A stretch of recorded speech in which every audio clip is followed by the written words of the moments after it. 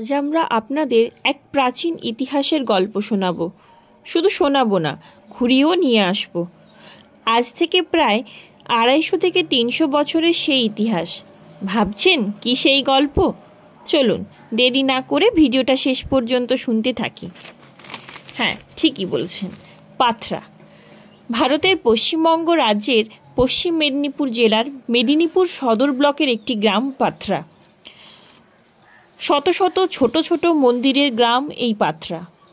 দুর্ভাগ্যবশত সংরক্ষণের অভাব, কংসাবতীর দ্বারা ক্ষতি এবং স্থানীয়দের দ্বারা ভাঙচুরের কারণে অনেক মন্দিরের অবস্থা আজও খারাপ হয়ে গেছে। সমৃদ্ধ পোড়ামাটির শিল্পকর্মসহ 34টি মন্দির রয়েছে।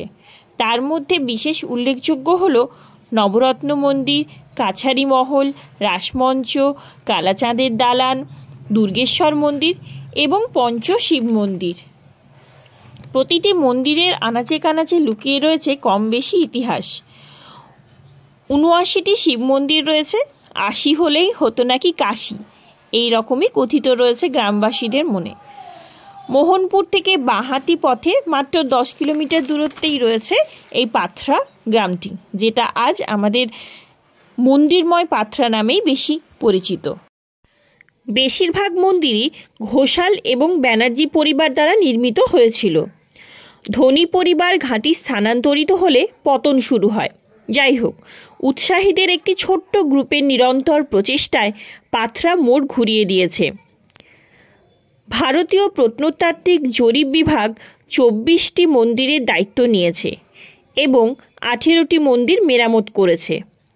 পাথরা প্রত্নতাত্ত্বিক সংরক্ষণ কমিটি একটি বেসরকারি সংস্থা এছাড়াও কাঠামোগুলো দেখাশোনা করে। একটি প্রধান আকর্ষণ হলো 250 বছরের পুরনো 40 ফুট উঁচু নবরত্ন মন্দির। একই প্রাঙ্গণে একটি ছোট আটচালা মন্দির রয়েছে। কাছাকাছি 3টি আটচালা এবং একটি পঞ্চরত্ন মন্দির রয়েছে। গুচ্ছের পেছনে রয়েছে দুর্গা দালান, রয়েছে শীতলা মন্দির, যদিও বুড়িবার মন্দির নামেই বেশি পরিচিত এই মন্দিরটি। অন্যান্য গুরুত্বপূর্ণ মন্দিরগুলি হল সর্বমঙ্গলা, কালাচাঁদ দাস, মহাবিদ্যা এবং হংস।